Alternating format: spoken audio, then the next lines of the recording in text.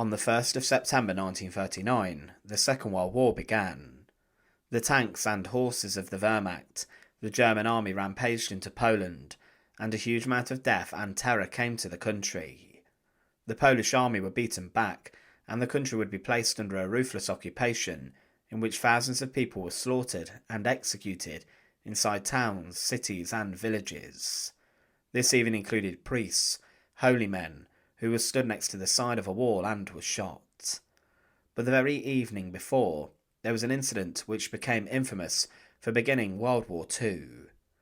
The Gleiwitz incident was a false flag operation in which the Germans tried to stage an attack upon themselves. To people around the world it was portrayed that the Polish had invaded and killed a number of German people. But the truth was a lot darker, and the actual victims were concentration camp prisoners who had been executed and made to look as if they were Polish troops. These victims became part of the first executions of the Second World War. But what was the story of this? To support our channel, please make sure to subscribe. In the days before the German invasion of Poland, the Nazis carried out a campaign which was planned to show the world that the Germans would be justified in invading Poland. The Nazis wanted to show that the use of aggression was justified.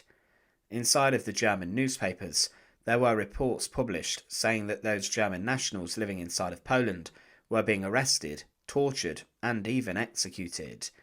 These reports were not enough, though, to justify a huge invasion. With this, high-ranking members of the SS decided to hatch a plan for something much larger. In August 1939, Reinhard Heydrich, the man who would later become known as the Butcher of Prague, Himmler's number 2 in the SS, gathered a number of other SS leaders at a hotel in Gleiwitz. He told them that there was going to be a number of false flag operations, shown as border incidents, along the German-Polish border.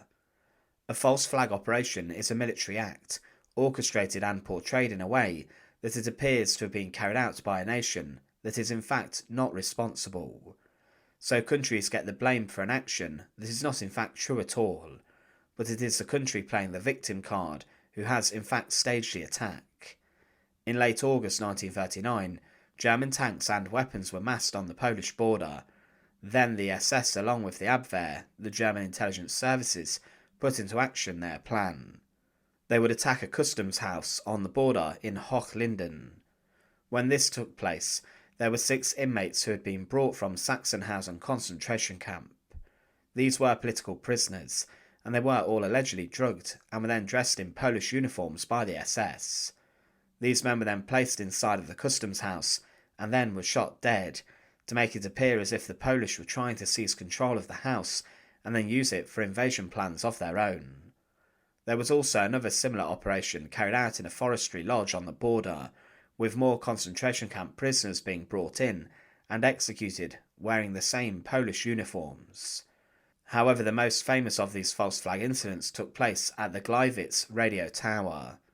Under the orders of Reinhard Heydrich and head of the Gestapo Heinrich Müller, on the evening of the 31st of August 1939, a small group of Germans dressed in Polish uniforms, led by Naujoks, seized the Gleiwitz Radio Tower, and they then broadcast an anti-German message in Polish. They allegedly said, "Attention, this is Gleiwitz. The broadcasting station is in Polish hands." The reality was that the radio station was in German hands and lands, and that the SS men were disguised as Polish insurgents carrying out a raid. It was supposed to look like the attack was the work of Polish anti-German saboteurs. Now, to make the attack seem much more convincing, the SS executed a man named Franciszek Honiok. Honiok is considered today to have been the first known victim of World War II, and he was arrested by the SS the day before. He was a Polish nationalist and had been involved in local revolts against German rule decades before, and after his arrest he was briefly held in a police barrack. Reinhard Heydrich had ordered specifically that a body dressed in Polish military uniform was to be left on the steps of the radio station and tower to convey a Polish connection to the attack. With this, Honiok became the first known executed man of World War II. He was injected with drugs to sedate him shortly before the raid took place. He was then taken semi-conscious to the radio station and after the tower had been captured, he was shot in the head at close range by pistol. It was made to look as if Honyok had been involved in attacking the tower. Of course, this was not true at all.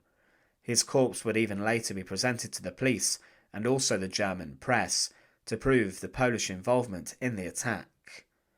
But Franciszek Honyok was not the only one who was executed at this time.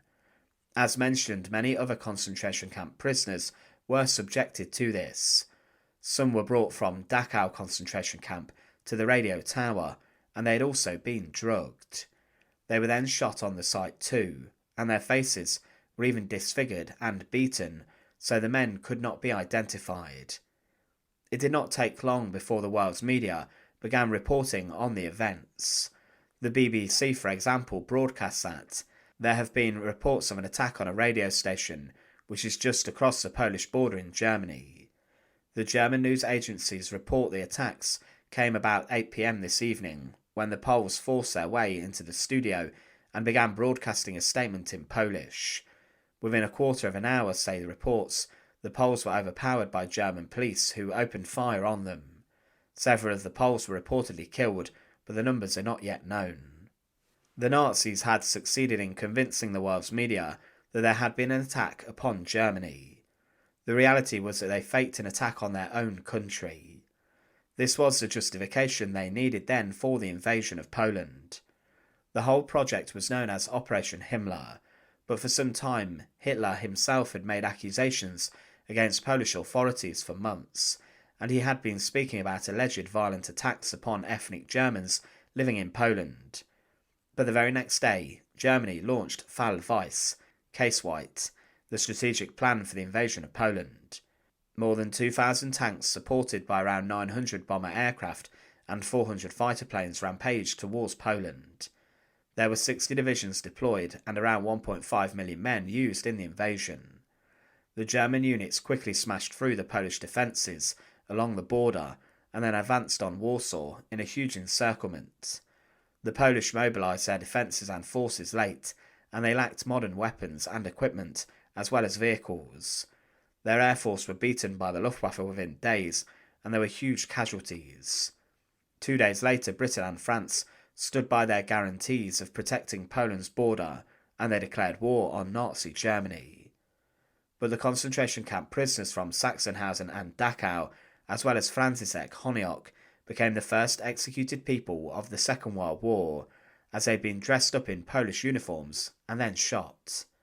These men were made to look like they were Polish forces who had attacked German installations, but the truth was that they were persecuted people themselves who were then executed. Hitler had got what he wanted. He had his excuse for the invasion of Poland, and over the next few years, hundreds of thousands were killed, arrested, sent to concentration camps, and slaughtered in the name of the Nazi government. Thanks for watching. To support our channel, please make sure to subscribe, and once again, thank you so much for watching.